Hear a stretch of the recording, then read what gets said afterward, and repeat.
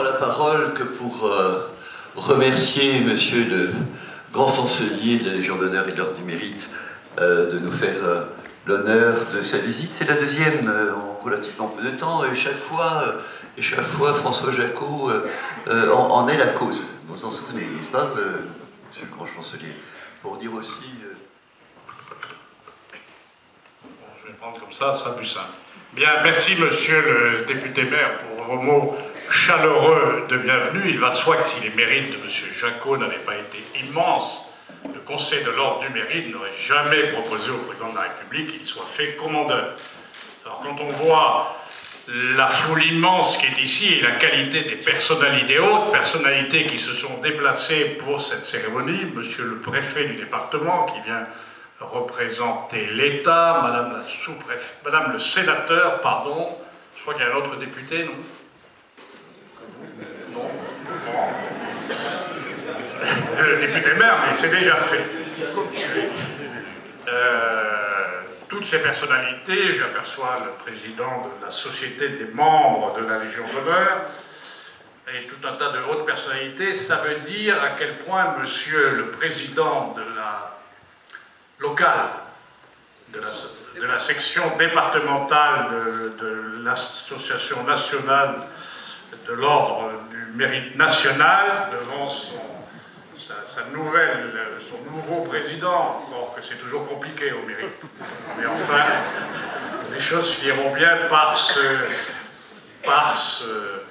clarifier. J'aperçois aussi une éminente personnalité dans la personne de la présidente des femmes décorées de la Légion d'honneur. Où est-elle cachée? Ah, voilà. Bref, quand on voit tout ce beau monde, monsieur le président, on se dit que toutes ces personnalités et tous les gens qui sont dans cette salle sont venus couronner un enfant du pays. En fait, il n'en est rien, puisque vous êtes né dans la forêt des Vosges. Oui, j'ai fait mon homework. Dans une famille d'ébénistes, mais vous avez si bien pris racine sur les bords de la Méditerranée que l'on se méprendrait et que l'on vous prend maintenant pour un parfait Méditerranéen. Prendre racine, vous l'avez fait au sens propre, car vous avez mis votre passion de botaniste, spécialiste des épiphytes et des édiciums des Indes. Vous voyez, je suis devenu savant en préparant cette remise de cravate du Mérite, au service du jardin exotique Val-Ramée, pour le faire renaître il y a 30 ans de cela. Et oui, j'ai fait mon travail. Et permet donc à tous les mentonnés d'en apprécier les curiosités. Mais vous le faites aussi au sens figuré, en plantant de multiples graines dont les fruits profitent à vos concitoyens. Car, profondément imprégné des valeurs de la République, vous aimez à citer votre ancêtre Victor Noir, et oui, journaliste républicain, assassiné par le prince Pierre Bonaparte, et vous avez construit votre vie autour de notre devise républicaine, liberté, égalité, fraternité. Alors d'abord, fraternité. Vous êtes issu d'une fratrie de 6 enfants. Ne faites pas l'étonner à chaque fois que je dis quelque chose. Parce qu'en vous étonnant, vous laisseriez entendre que vous supposiez que j'aurais pu dire des bêtises. Donc vous êtes issu d'une fratrie de 6 enfants, vous êtes élevé par des parents pour qui le service des autres compte avant tout. Et l'exemple de votre père Roland, évadé des camps et haute figure de la résistance dans l'Est de la France, est déterminant dans la construction de votre personnalité. C'est ainsi que, sans doute aussi influencé par votre sœur institutrice, dont vous avez été l'élève, c'est quand même extraordinaire, vous êtes l'élève de sa sœur, ça va peut-être pittoresque, vous vous orientez vers des études de psychopédagogue à l'université de Strasbourg. Aider autrui à dépasser ses souffrances, le faire grandir, voilà qui a du sens pour vous. Encore étudiant, vous devenez responsable national de l'Association nationale des éducateurs de jeunes inadaptés. Toujours fraternité. Vous mettez toute votre ardeur dans cet engagement syndical au profit d'une profession naissante et qu'il convient de faire connaître et reconnaître. Vous serez ainsi en 1965 signataire de la première convention collective nationale des personnels de santé médico-sociale et créerez en 1969 le syndicat Force ouvrière des personnels de l'enfance inadaptée dans le département des Alpes-Maritimes. On est venu de l'Alsace, direction les Alpes-Maritimes. Et la loi d'orientation des handicapés de 1975 est une grande victoire pour tous ceux qui l'ont portée, dont vous êtes. Bientôt, vous devenez chevalier de l'Ordre national du mérite pour votre action syndicale, et comme la cause commune vous importe, vous fondez, une décennie plus tard, le comité de Menton de l'Association nationale des membres de l'Ordre national du mérite. Et vous êtes aujourd'hui, on l'a dit, président de la section des Alpes-Maritimes de cette association, et chacun ici, d'ailleurs cette cérémonie de ce soir en est la preuve, connaît votre dynamisme immatchable pour faire rayonner dignement les valeurs de notre second ordre national. Alors, fraternité, égalité, c'est le combat de votre vie. Vous mettez toute votre énergie à réparer l'injustice, à protéger les plus faibles pour qu'ils soient considérés à part égale. Et votre grande œuvre est tout entière tournée vers les enfants déficients mentaux.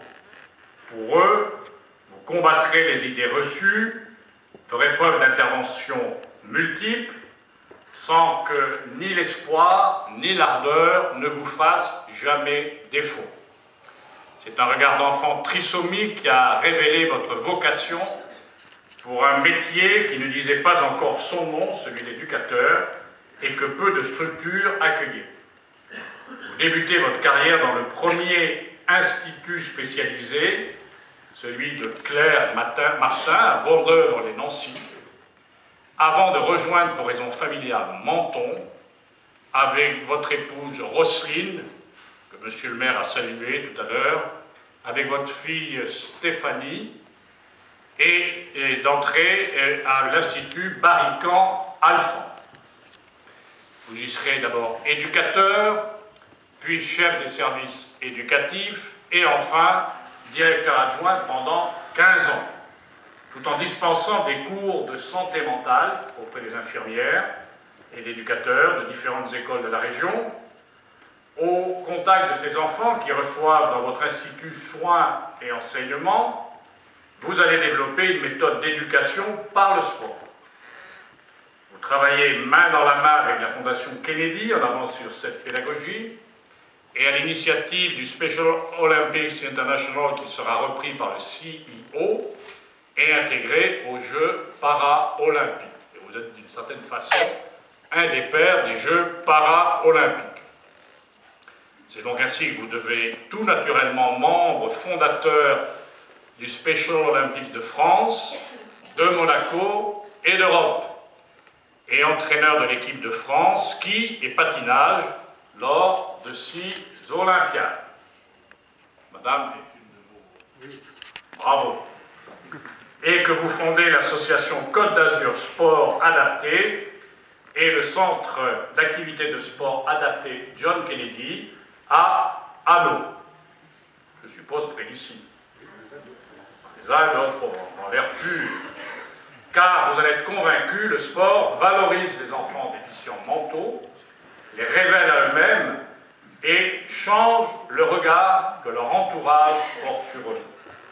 Mais, animé par votre propre foi en Dieu, vous vous intéressez également à leur vie spirituelle et vous mettez en place une catéchèse spécialisée que le pape Benoît XVI n'a pas manqué de saluer. Donc fraternité, égalité, et je termine par la liberté qui sous-tend toutes vos actions. Liberté de la manière qui a fait de vous un précurseur dans l'éducation d'enfants déficients, et un homme franc dans la parole face à leurs parents, ce n'est jamais facile, que vous évitiez à tout prix d'entretenir dans l'illusion d'une quelconque guérison. Et Nous savons tous, quand nous sommes confrontés au malheur, combien c'est difficile de dire la vérité. Liberté de vos passions, qui vous mènent de la création de la rose de Menton, j'imagine que ce sont des roses de Menton. Ah pardon, excusez-moi, je suis trop jaune. Ce n'est pas marqué. La rose de Menton. Pour votre amour de la France et de ses valeurs, je suis heureux de vous faire, au nom du Président de la République, grand maître de l'ordre, commandeur de l'Ordre national du mérite.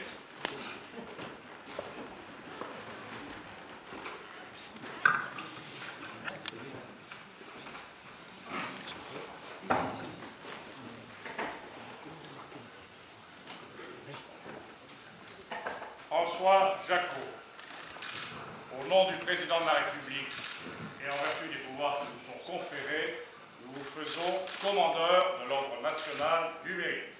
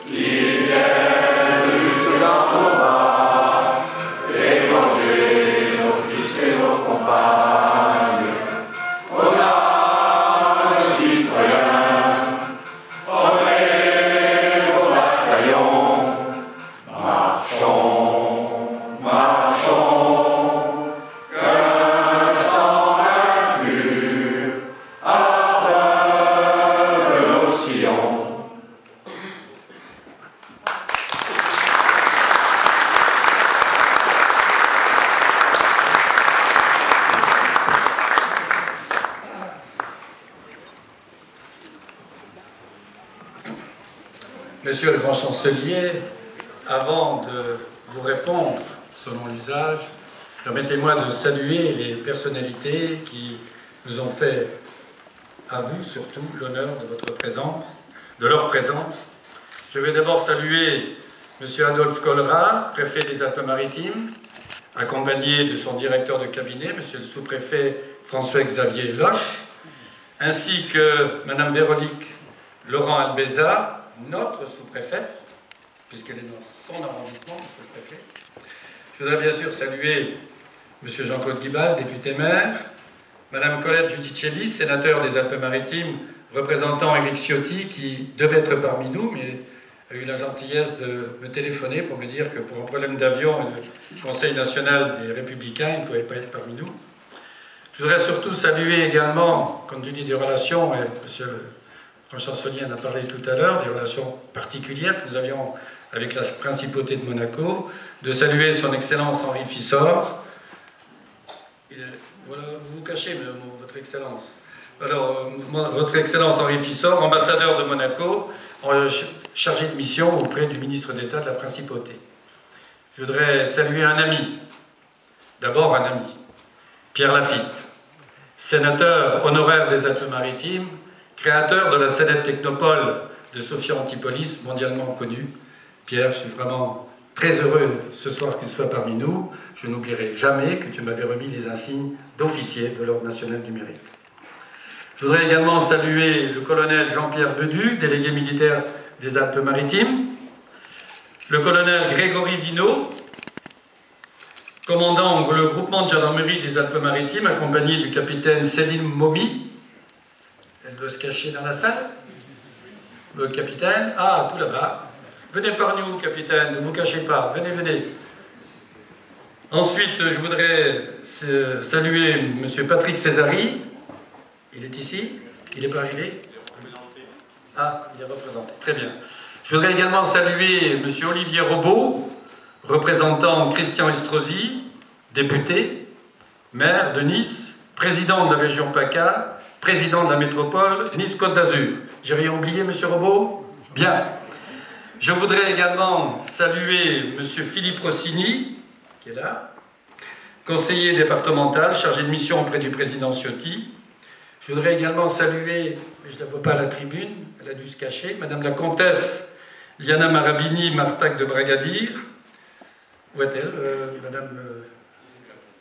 Madame la comtesse? Elle est là-bas. Venez parmi nous, Madame. Ah, je suis désolé qu'on vous ait laissé. Je suis désolé, vraiment désolé. Oui, je voudrais dire un petit mot justement sur Madame la comtesse, qui est présidente des mécènes des collections du Vatican. Et à ce sujet, je voudrais lui dire un petit mot à l'Assemblée, et en particulier aux élus présents. Si vous avez l'occasion d'aller au Vatican, venez, Madame Marabini, à côté, avec nous, je vous en prie. Si vous avez l'occasion d'aller au Vatican et que vous visitez le musée, ben, il y a un petit coin de soleil dans ce Vatican. Juste à côté de la chapelle Sixtine, hein, à quelques mètres à peine, eh bien, il y a une chapelle qui porte le nom d'Henri Matisse, qui est un peintre qu'ici, dans les Alpes-Maritimes, nous honorons et connaissons bien. Et Madame Marabini, grâce à extrême générosité, il faut dire le terme, a installé cette chapelle à ses frais au Vatican, et où vous pouvez admirer les vitraux, les collages et surtout les ornements que Matisse, sur un moment de sa vie, dessinait pour la liturgie. Merci Madame Marabini, on peut l'applaudir. Je voudrais également saluer Monsieur Michel Lebon. Ah, ils se cachent tous là aujourd'hui avec moi. Michel Lebon, voilà.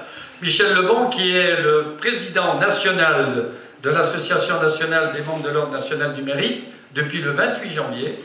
Et je crois que Monsieur le Grand Chancelier, c'est sa première sortie officielle, d'une part à vos côtés, et puis de la nôtre aussi. Donc on le remercie d'être là. Il est accompagné de Antoine Ulrich, qui nous vient de Lyon, qui est président de la section de Lyon, mais qui est surtout vice-président national, accompagné également de Madame Juliette Doré, administratrice, la voilà par là, administratrice nationale, qui nous vient de la section des Alpes de Haute-Provence, présidente également.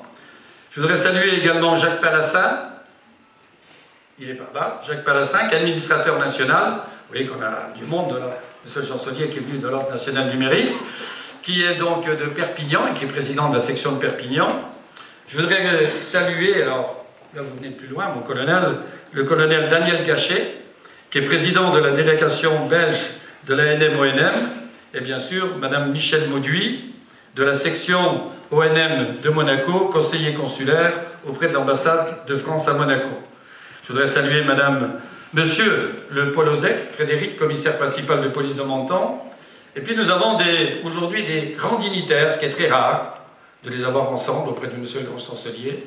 C'est un grand honneur pour Menton, et pas spécialement pour moi-même. Je voudrais saluer en tout premier Madame Paulette Lobby. Voilà, Madame Paulette Lobby, qui est grand dignitaire de l'Ordre national du mérite, c'est-à-dire qu'elle a la grande croix de l'Ordre national du mérite.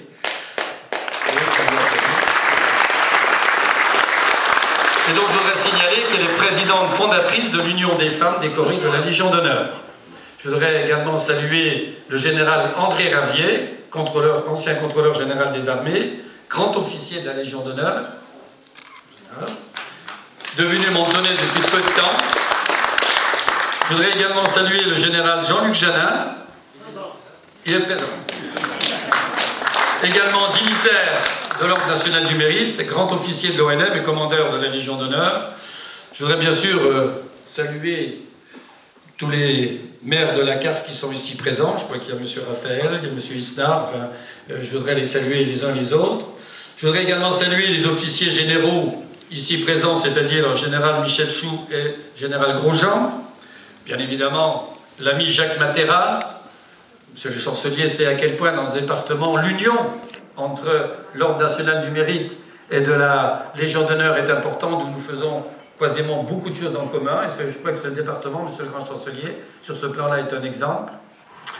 Je voudrais dire qu'il est accompagné bien sûr de Pierre-Olivier Roux, qui est président de la section de Menton, de M. Joudon, qui est président de la section du Pays Vansois, et de Mme Amesland, qui est vice-présidente départementale. Je voudrais saluer également particulièrement la famille Jones, avec Déborah. Où est-elle, Déborah? Déborah? Elle s'est cachée? Déborah. Allez, je voudrais qu'elle vienne jusqu'à nous, Monsieur le Grand Chancelier, parce que vous la connaissez. Déborah. Allez, allez, pas de timidité. Voilà, Déborah, venez, venez, Déborah. Elle a du mal à arriver jusqu'à nous. Voilà, venez avec nous. Non, venez avec nous, Déborah. Vous montez, vous venez avec nous. Voilà, Déborah John, qui est de la famille John. On le sait très peu à Menton. C'est une famille qui est installée, bien sûr, dans le monde entier. En particulier à Menton pour son réseau international, à Garavan, et qui est sans doute une des deuxième ou troisième plus grandes maisons d'édition et de création de roses, et qui nous fait ce soir le plaisir, non seulement de nous amener pour la première fois, monsieur le député-maire, dans votre mairie, parce que nous l'avons déjà vu à la cathédrale Saint-Michel, lorsque Monseigneur l'évêque l'a béni, au mois de septembre dernier, lorsqu'il a été créé, et qui désormais, maintenant, peut être admiré en fleurs coupées. Et je crois que c'est la première fois que nous la voyons à la mairie de Menton. Et je voudrais qu'on applaudisse la famille John, parce qu'il faut le préciser, cette rose a été créée, sélectionnée grâce à une main verte très particulière de monsieur le député-maire qui, ce jour-là, on l'a laissé jouer à papa-maman avec les pistils, pour faire des petites roses. Et voilà, nous sommes arrivés à cette rose. Il y a encore quelques manipulations, monsieur le député-maire, parce que mon rêve, mais on va y arriver, c'est qu'elle sente le citron. Mais c'est pas compliqué, hein. Vous pouvez me confirmer, Déborah, qu'on est sur la bonne voie, que d'ici, bon, vous savez, la nature doit prendre son temps, mais nous arriverons bientôt à avoir une rose, quand vous l'aurez, quand vous l'offrirez, non seulement elle aura la couleur du citron, mais elle sentira le citron. Voilà, et également, monsieur le grand chancelier, vous vous souvenez sans doute de Déborah, au Conseil constitutionnel, où vous avez été le parrain, que vous avez baptisé, la rose du mérite, qu'elle a aujourd'hui, et derrière nous, nous avons voulu, bon, elle est un petit peu cachée par une personnalité, marier le mérite et la rose de Menton, par ce bouquet que vous voyez derrière. Je voudrais également remercier Madame Périssé. Vous saurez un petit peu plus loin dans mon propos pourquoi je la nomme. Elle est là, Madame Périssé? Elle n'est pas arrivée. Bien. Qui est directrice de la Fondation Maritain Enfants et qui est accompagnée d'une délégation de l'Institut, en particulier des éducateurs sportifs que je connais bien, et aussi de Madeleine. Et un grand moment émotionnel que j'ai ressenti, monsieur le grand chancelier, lorsque sur votre proposition, le président de la République, vous venez de le dire, m'a promis par décret, le 20 novembre dernier, commandeur de l'Ordre national du mérite. C'est aujourd'hui un grand privilège, pour nous tous, que vous ayez accepté de me remettre à Menton l'insigne de mon nouveau grade. Parce qu'avant tout, mon général, vous êtes un symbole. Le symbole est l'exemple, non seulement d'une brillante carrière militaire en tant qu'ancien chef d'état-major général des armées, 5 étoiles, mais aussi d'un courage et d'une détermination remarquables qui ont permis de nouvelles idées et de les faire aboutir au sein de votre grande chancellerie. C'est une émotion non moins intense que j'éprouve aujourd'hui, entouré des nombreuses personnalités que je viens de citer et de saluer, qui sont présentes, et qui me font l'honneur et le plaisir de venir partager un moment très spécial. C'est l'émotion lorsqu'est venu le moment, il y a quelques instants, de recevoir cette distinction qui, avec vous, monsieur le grand chancelier, n'est pas une banale remise de décoration comme il en existe tellement, mais à travers vous, l'approche d'un moment rare qui redonne à ce genre de manifestation sa valeur essentielle, son sens plein, pur et profond.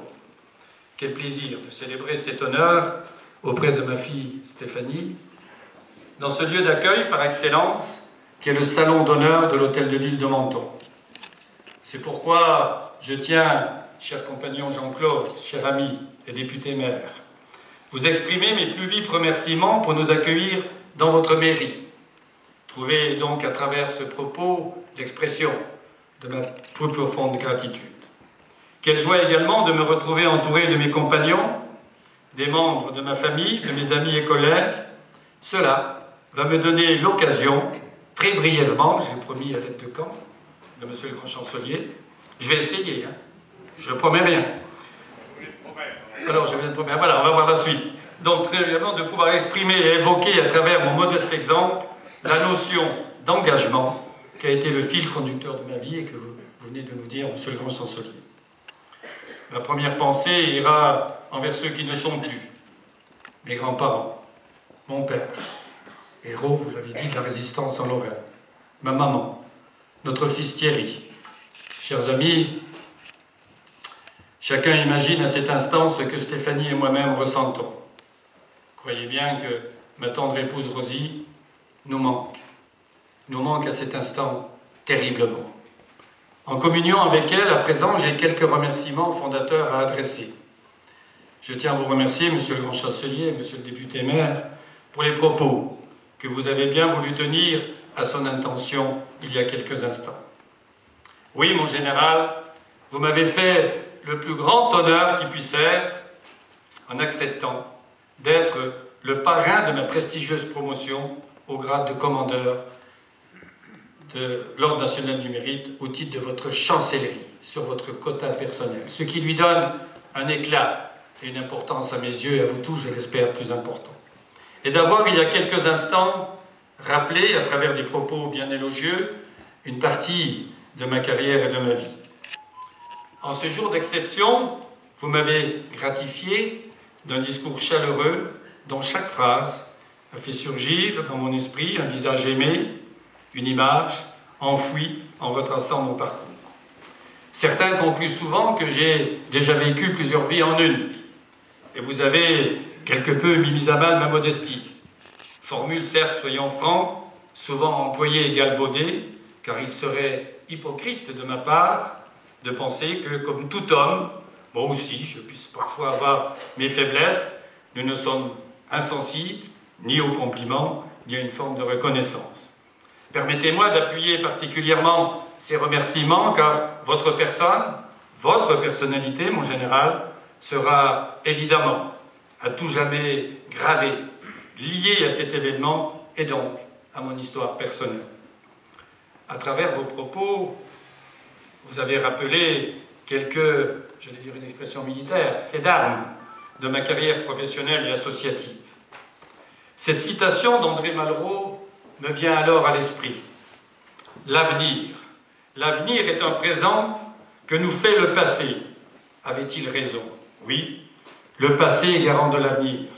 Comment ne pas oublier, me souvenir qu'à tous mes tout débuts, et j'avoue que vous avez fait une enquête qui est remontée à plus de 50 ans, 60 ans, où élu, c'est vrai, déjà très jeune à l'ANJ, puis responsable national, vous l'avez dit, du psychopédagogue, André Bergeron, syndicaliste que tout le monde se connaît, grand humaniste, plein de bon sens, la preuve, me confie, dans le cadre de sa centrale syndicale en 1966, les négociations, vous l'avez redit, de la première convention collective nationale du secteur médico-social.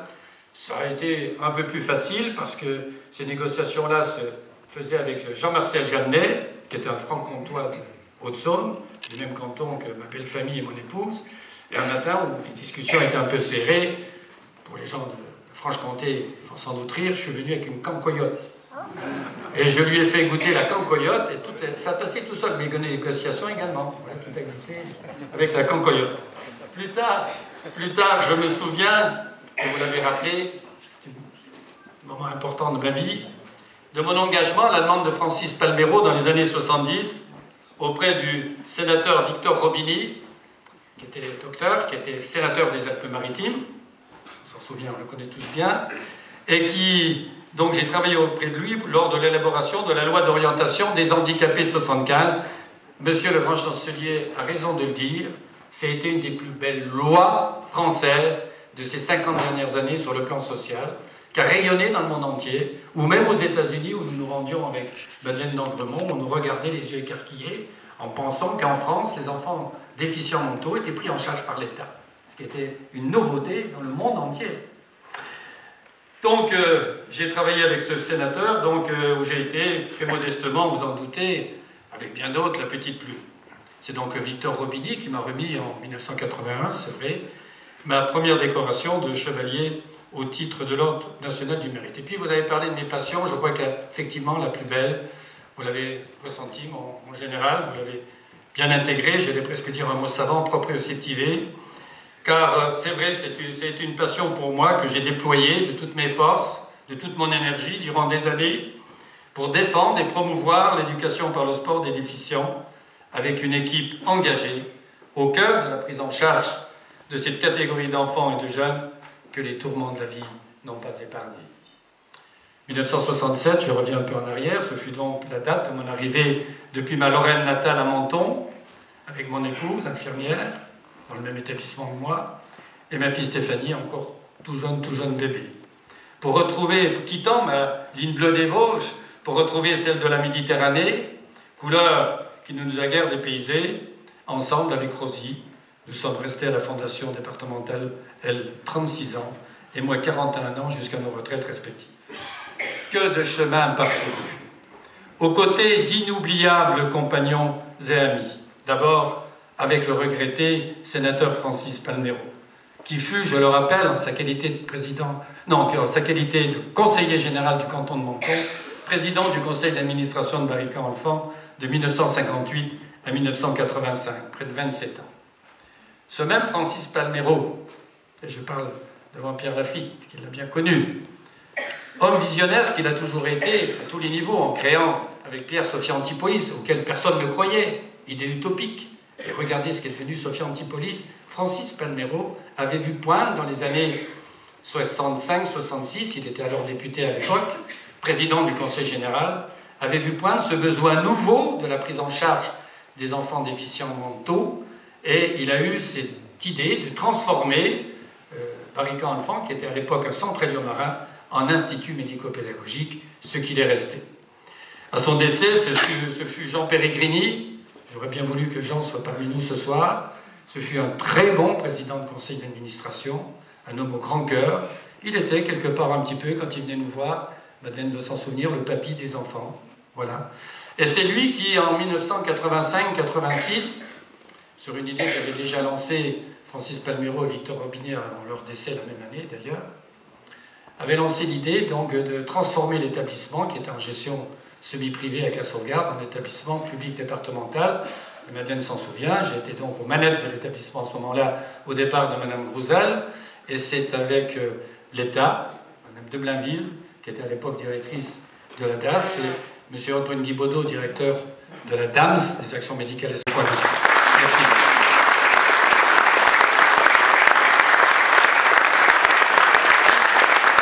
Je voudrais aussi souligner, c'est important, parce que je disais tout à l'heure que le passé est garant de l'avenir, donc il ne faut pas oublier le passé. Je voudrais souligner aussi l'importance du soutien sans faille de Jean-Claude Guibal, que j'ai connu en 1977 lors de nos premiers combats politiques ensemble, et qui, dès 1989, devenu maire de Menton, pionnier, je dis bien le terme, et ce n'est pas pour lui faire plaisir, parce que c'est la réalité, pionnier lui aussi en matière d'intégration dans le monde du travail de nos jeunes handicapés, a montré l'exemple d'embauche directe dans notre propre ville. J'en témoigne d'autant plus que les différents préfets successifs à l'époque m'avaient désigné et nommé soit à la CDES ou à la Cotterêts. Donc je peux témoigner que les premiers contrats à durée indéterminée ont été signés par la ville de Menton dans le cadre de la loi d'intégration et de la mise au travail des handicapés. Voilà, je voudrais que pour ça, et d'une manière concomitante également, en faisant travailler, bon, vous les voyez tous les jours, dans les espaces verts du Caraï, les jeunes adultes du CAT et Léomazon. Là aussi, sur le plan social, la ville de Menton est un exemple, autant par notre sénateur que par notre député-maire. Je voudrais que vous les applaudissiez encore une fois.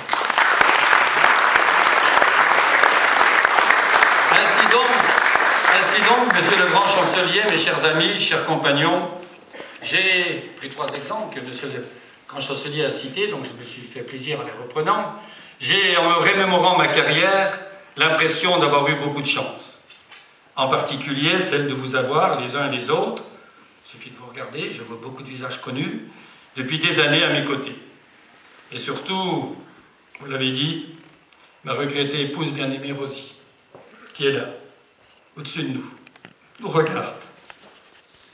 Je ressens intimement sa présence.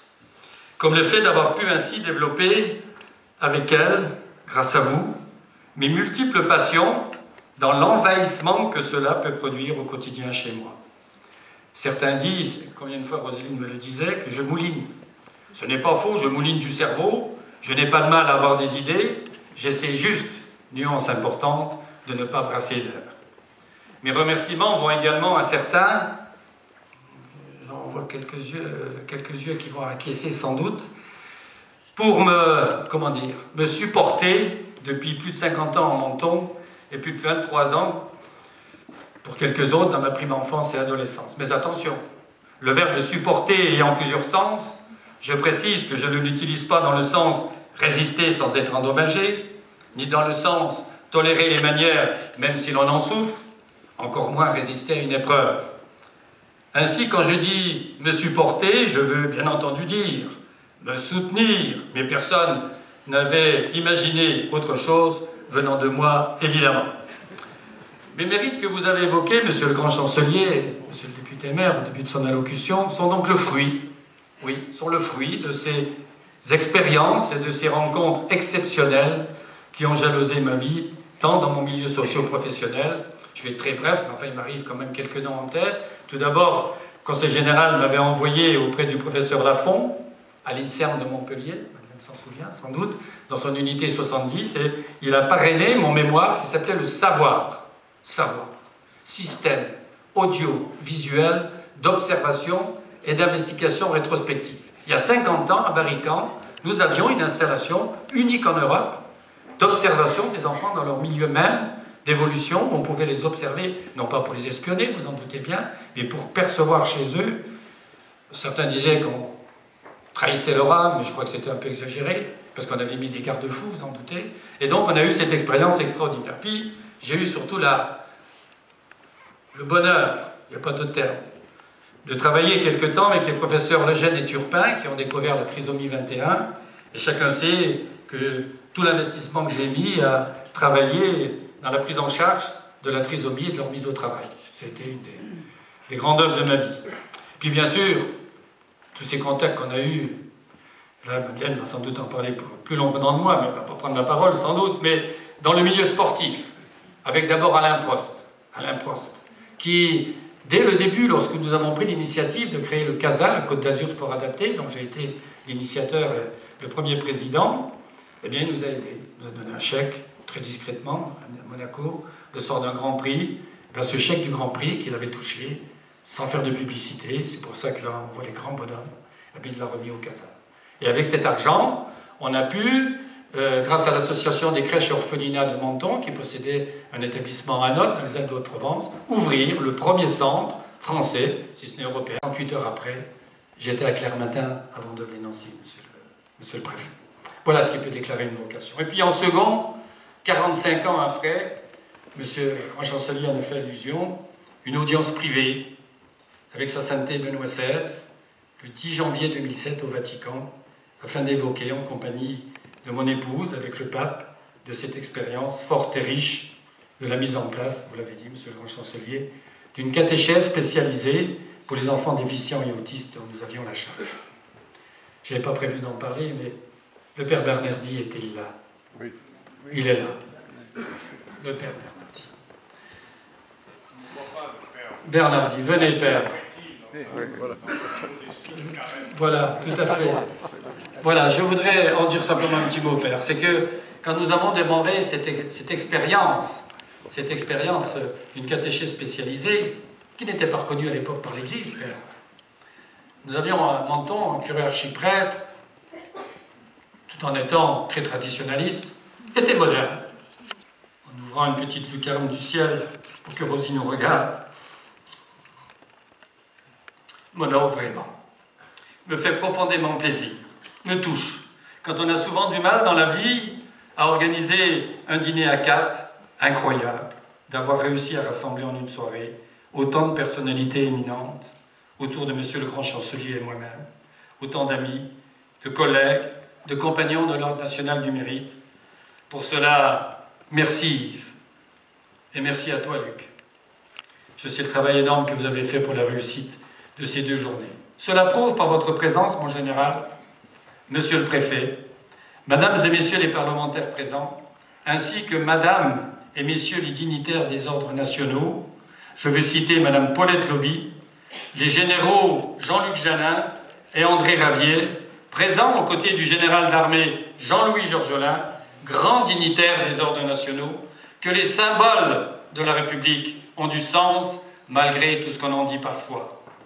Je reçois avec gravité et humilité l'honneur qui m'est fait aujourd'hui comme un don.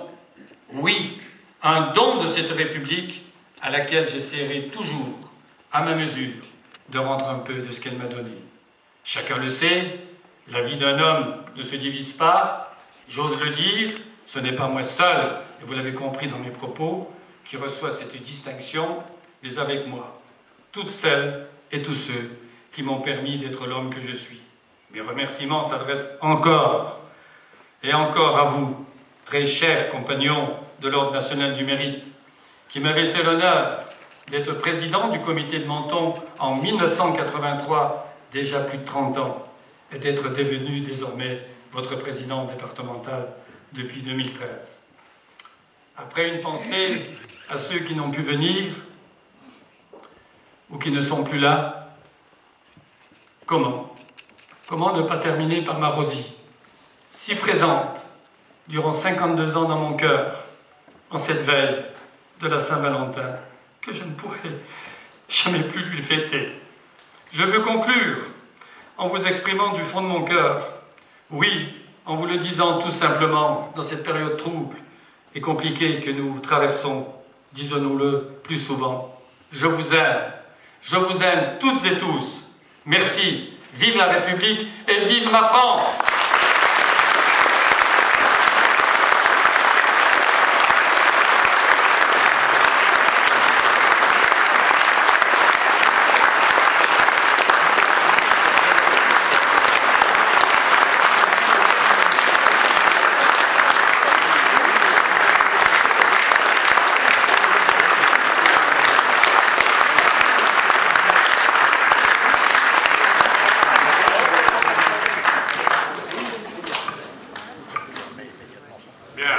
En vous écoutant, je me disais que oui, le Conseil de l'Ordre ne s'était pas trompé en proposant au président de la République de vous faire commandeur de l'Ordre du mérite.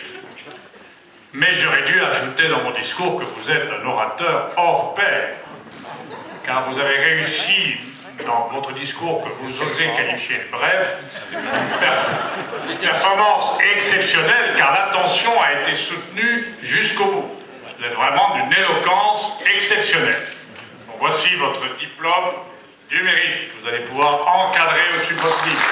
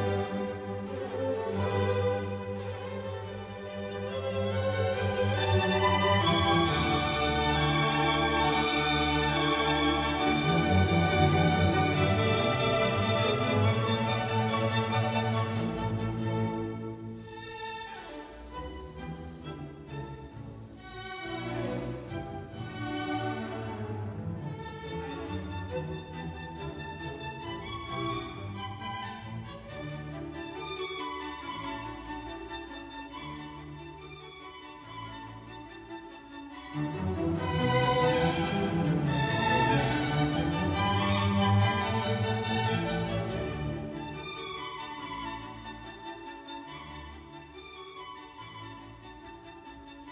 you.